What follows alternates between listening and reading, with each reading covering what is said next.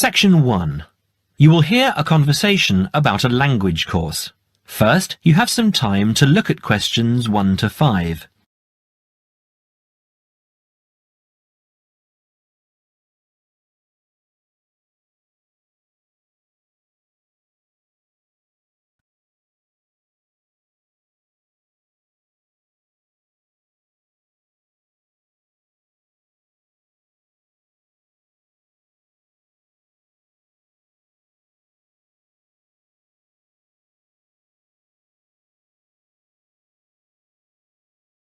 Good morning, Borgheimer language courses.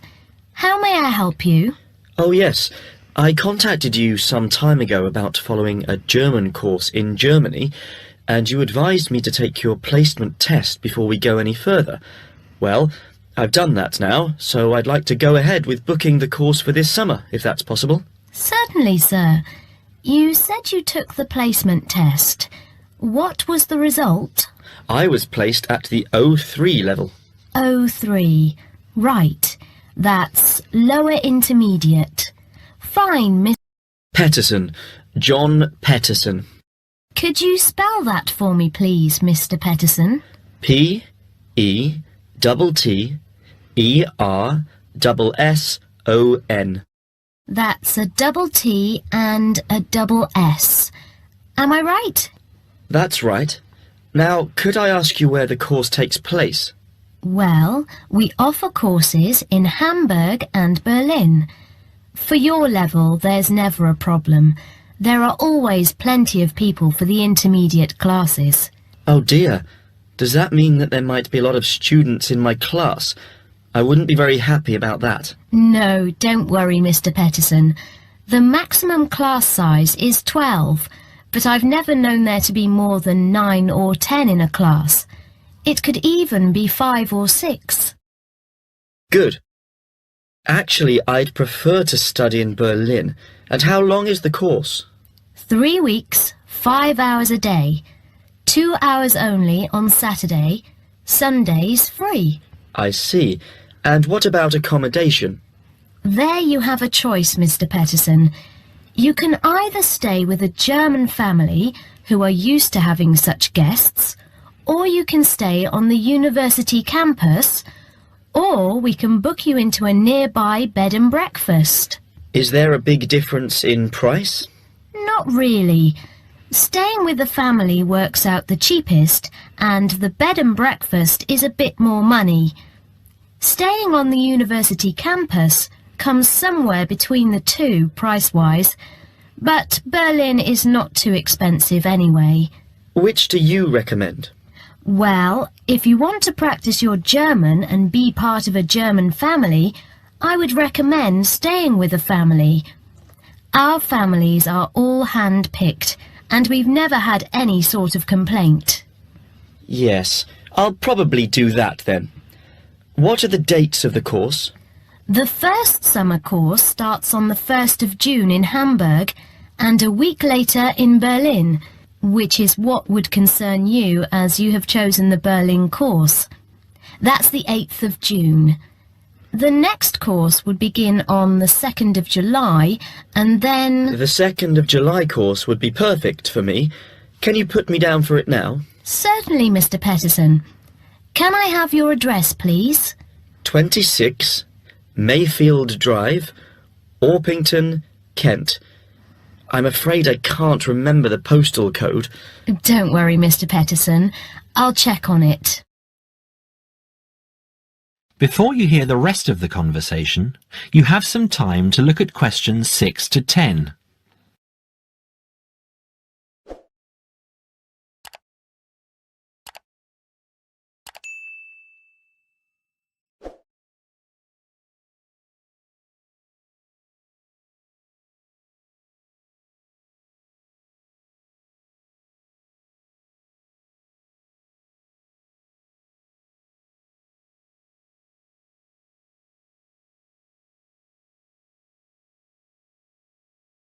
Now listen and answer questions 6 to 10.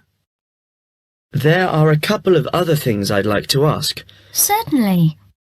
What do I need to bring on the course? Well, Apart from the obvious, you'll need our textbooks. I'll email you the name and publisher. You should be able to find it in your local bookstore. If you do have problems, call me or email me and I'll see what I can do. We provide the computers, computer disks, translation exercises and all that sort of thing, but you will need a good dictionary. We recommend Langenscheidt, which is more than adequate for your level. You don't have to go and spend a lot of money on an expensive dictionary. Not yet, anyway. Maybe you will when your German reaches a very high standard. That would be very nice. Now, finally, what about the cost of the course? And how do I pay? Would you like to pay that in pounds or in euros? Euros would be fine. In that case, it's 550 euros. You can pay by credit card if you like. Oh dear, I'm afraid I haven't got a credit card. How else can I pay? That's not a problem, Mr. Peterson. You can pay by bank transfer. Fine. By the way, I forgot to mention I am a full-time student. Have you got a student card? Oh yes. Then that does make a difference, you'll be pleased to hear. You are entitled to 35% off the full price. And if you can persuade a few people to join you, it would work out even cheaper. How do you mean exactly? Well, for every 5 people you find, 1 goes free. In other words, if there are 6 of you, you get 1 free course. Of course, in reality, you would divide up the savings amongst you, presumably. Right. Well, I'll see what I can do. Thank you. Not at all, Mr. Peterson, and I'm sure you'll enjoy the course. There are, of course, sightseeing possibilities. Would you like me to send you our brochure describing them? Yes, thank you. I'd appreciate that. Anyway, thanks for your help. If I want to call back, who do I ask for? Susanna. I'm here most of the time. That is the end of section 1. You now have half a minute to check your answers.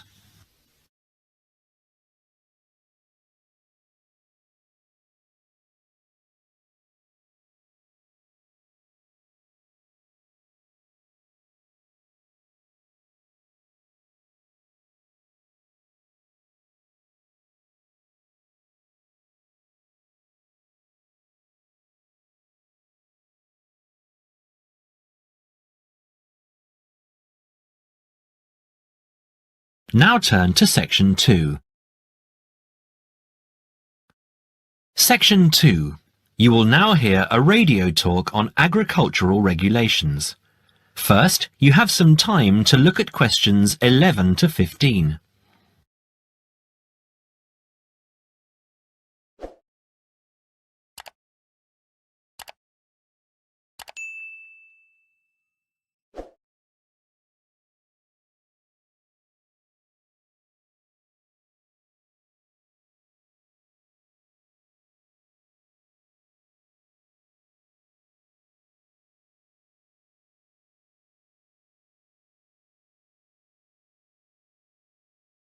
Now listen carefully and answer questions 11 to 15. Could there be clearer proof of the arrogance and indifference of those who are supposed to keep our food safe than the muzzling of John Verrill? Agriculture is a business, true, and businesses have to make money. But this shows how ministers and officials put the profits of the agriculture business before the well-being of the British people. Mr. Verrill, a pharmaceutical chemist, was appointed to represent consumers on one of the many committees that advise the government on food safety. When he tried to do his job, though, and wanted to warn ministers of a danger to children's health, he was refused permission to do so. The danger comes from hormones given to cattle in the USA and some other countries to make them grow faster.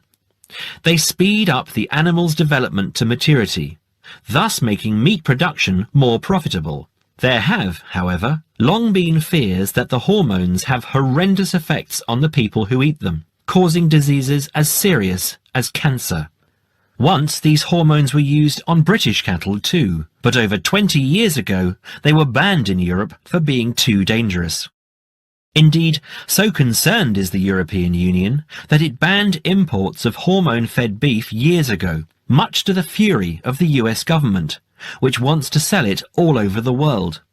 Several years ago, the USA and Canada asked the World Trade Organization to declare the ban illegal and to punish Europe for failing to lift it. The WTO, with its long record of refusing to let environmental or safety concerns interfere with trade, agreed, imposing fines of more than $120 million a year on the EU for its refusal to back down. The British government now backs the Americans, claiming that there is no proof that hormone-fed beef does any harm. This is where Mr. Verrill comes in. He is very angry with the government, especially as their claim comes out just after a Danish study shows that growth hormones are 200 times more dangerous than was previously thought. Worried by these findings, Mr. Verrill spoke to government representatives, who did nothing. Before you hear the rest of the talk, you have some time to look at questions 16 to 20.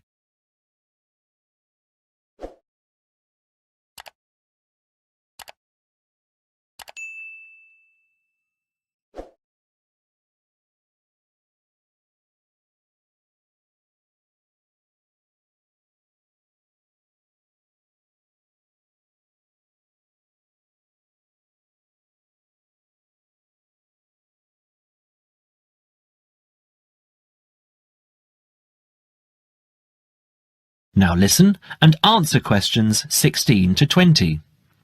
Not only that, but they have not been testing beef which is imported, which, by law, they are required to do. This directly affects the British public, as about 40% of the beef British people eat comes from abroad, supposedly from countries like Brazil, which does not allow the use of growth hormones. Brazilian beef is stocked by some British supermarkets and widely used in catering. Yet, when a Brazilian farm was recently visited by EU inspectors, a large stockpile of this banned substance was found. This is not the first food scandal we have had in our country. Take the present concern over a well-known chocolate company.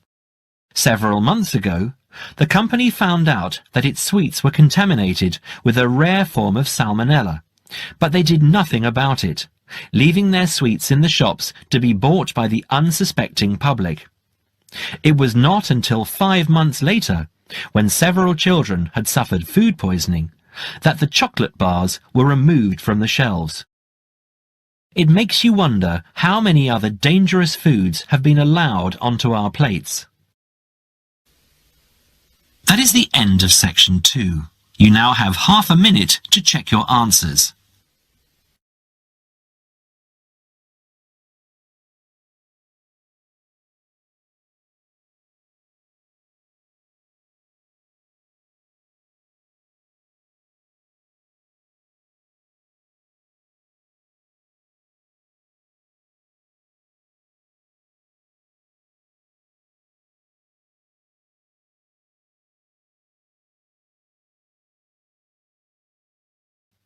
Now turn to section 3. Section 3. You will hear a conversation between a tutor and 2 students, Amanda and Jake. First, you have some time to look at questions 21 to 25.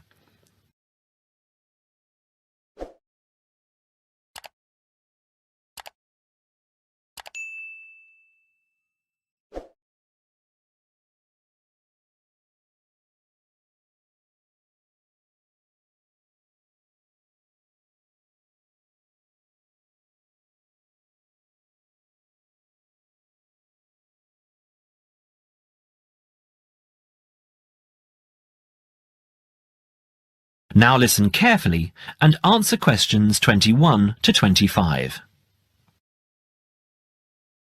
So, Jake and Amanda, how did the project go? Very well, I think, Dr. Hinton. I certainly learned a lot and enjoyed myself at the same time. Me too. So, remind me, what was your project about? Basically, what makes successful people? Let's call them top achievers successful. Yes, how are they different from us? What do they do that other less successful people don't do? Interesting. And did you come to any conclusions? Quite a few, actually. Good. Share some with me then. Well, I'd always thought that a top achiever would be the sort of person who would bring work home every night and slave over it. But it appears not. Those types tend to peak early and then go into decline. They become addicted to work itself, with much less concern for results. We found that high achievers were certainly ready to work hard, but within strict limits. They knew how to relax, could leave their work at the office, prized close friends and family life, and spent a healthy amount of time with their children and friends. There's a lesson for us all there. Anyway, go on. It's also very important to choose a career which you enjoy, not just one that pays well or which assures you of a pension many years down the line. Surely that's important though, Amanda.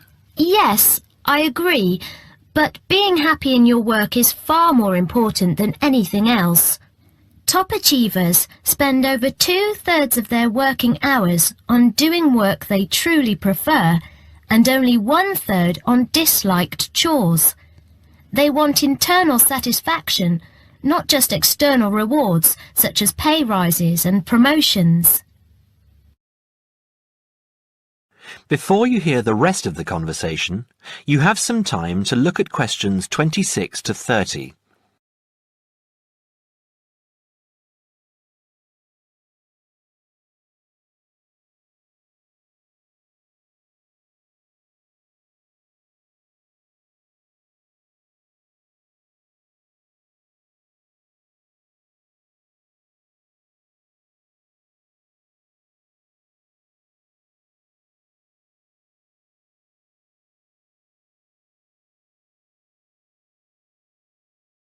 Now, listen and answer questions 26 to 30. Actually, in the end, they often have both, because they enjoy what they are doing, so their work is better and their rewards higher. Yes, Jake, that certainly makes sense. Now, can I ask you something? Do high achievers, as you call them, take many risks? Yes and no. I interviewed one business executive who told me he was able to take risks because he carefully considered how he could salvage the situation if it all went wrong. He imagined the worst that could happen, and if he could live with that, he went ahead. If not, he didn't take the chance. Other people prefer to stay in what I heard described as the comfort zone setting for security, even if it means settling for mediocrity and boredom too. Would you call top achievers perfectionists? Contrary to what I expected, no, I wouldn't. We came to the conclusion that a lot of ambitious and hard-working people are so obsessed with perfection that they actually turn out very little work. I happen to know a university teacher, a friend of my mother's, who has spent over 10 years preparing a study about a playwright. She is so worried that she has missed something, she still hasn't sent the manuscript to a publisher. Meanwhile, the playwright, who was at the height of his fame when the project began, has faded from public view. The woman's study, even if finally published, will interest few people. So, what has this got to do with top achievers? Well, top achievers are almost always free of the compulsion to be perfect. They don't think of their mistakes as failures. Instead, they learn from them, so they can do better next time. Well, would you call them competitive? High performers focus more on bettering their own previous efforts than on beating competitors. In fact, we came to the conclusion that worrying too much about competitors' abilities and possible superiority can be self-defeating. Yes, and we found that top achievers tend to be team players rather than loners. They recognise that groups can solve certain complicated problems better than individuals and are eager to let other people do part of the work. Yes, loners, who are often over-concerned about rivals, can't delegate important work or decision-making. Their performance is limited because they must do everything themselves. Well, it looks as if you two have done a thorough job and learned something into the bargain too. Now, there are just a couple of points I'd like to clarify with you. That is the end of section 3. You now have half a minute to check your answers.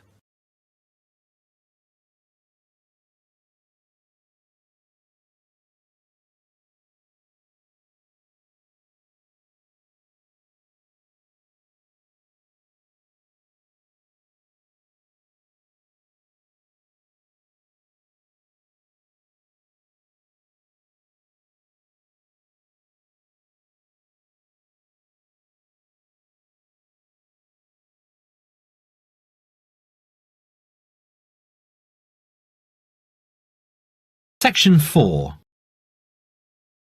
You will hear a talk on seasonal affective disorder. First, you have some time to look at questions 31 to 40.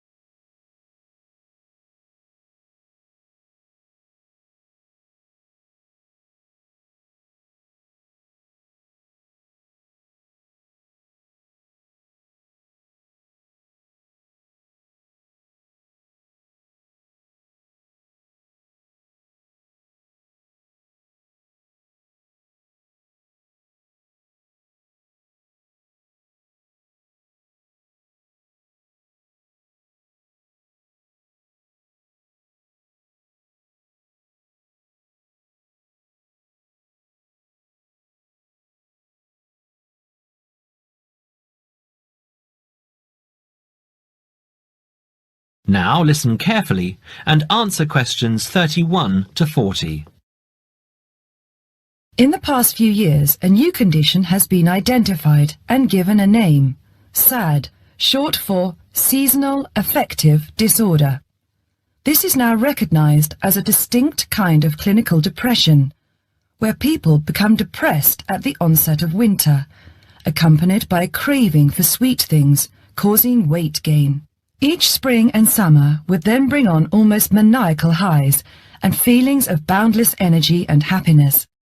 Experiments to combat this depression showed that increased exposure to bright light in humans could suppress their production of a darkness-related hormone called melatonin. The light needed to induce this change was about 2,000 lux, or about 4 times brighter than ordinary household lighting. It was then calculated that if bright light could suppress melatonin secretion, then it might have other effects on the brain, including the reversal of symptoms of depression. While melatonin's precise role in SAD has not been pinned down, the theory led to effective treatment. Not surprisingly, SAD affects more people where winter nights are longer and days shorter. In the UK, an estimated 500,000 adults develop full-blown SAD in winter, and twice this number suffer the milder condition called subsyndromal SAD. About 80% of sufferers improve when given light therapy, and improvement usually comes within 2 to 4 days. Scientists are still unsure why winter depression happens, but more than a decade of research has turned up some surprising findings. Nearly 80% of SAD victims are women. Researchers are uncertain why this is so. SAD can affect people at any age, but typically it begins around the age of 20 and becomes less common between 40 and 50. SAD is comparatively rare in children and adolescents, But so far, researchers have been unable to come up with a logical reason for this. As many as half of SAD sufferers have at least one family member with depressive illness, suggesting that the depression has a genetic component. Some patients experience shifts in their body clocks when they're depressed in winter. They are morning people at one time of the year and become evening people at another. What is the underlying difference between SAD sufferers and others? A clue can be found in carbohydrate craving, a common symptom. People often become obsessed with chocolate, for example. Carbohydrates alter brain chemistry by increasing the level of a soothing chemical called serotonin, a neurotransmitter that carries signals between brain cells. SAD sufferers crave carbohydrates because they may need serotonin to lift their mood. This craving can be intense, in fact, an addiction. It may be that the serotonin system of the brain has problems regulating itself during the winter. Some SAD sufferers respond well to the drug Prozac, thought to influence the brain's serotonin-using system. Other brain chemicals and hormones probably play a role in winter depression. Another neurotransmitter, dopamine, for example, may be inadequate in certain cases. Researchers hope to uncover clues to SAD's secret by probing similarities between SAD and hibernation. Though no valid link between the two has been established, some SAD patients say they feel like hibernating animals. SAD sufferers tend to put on fat in autumn and early winter, roughly the time when such hibernators as bears and squirrels do. That is the end of section 4. You now have half a minute to check your answers.